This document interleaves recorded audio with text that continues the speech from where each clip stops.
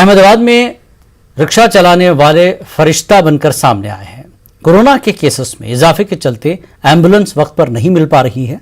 ऐसे में अहमदाबाद में ऑटो ड्राइवर्स यूनियन ने ये सर्विस शुरू की है।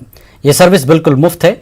एक वक्त में तकरीबन 10 ऑटो अपनी खिदमत अंजाम देंगे। पनाह फाउंडेशन और अहमदाबाद ऑटो यूनियन की जानब से ये सर्विस मुहैया कराई जा रही है। कोरोना महामारी के अंदर चारों तरफ अफरा तफरी मची है, तब हमारी रिक्शा यूनियन अहमदाबाद रिक्शा चालक एकता यूनियन और पनाह फाउंडेशन द्वारा ये आयोजन कल से चालू किया है, जिसमें 10 ऑटो कामगिरी करेगी।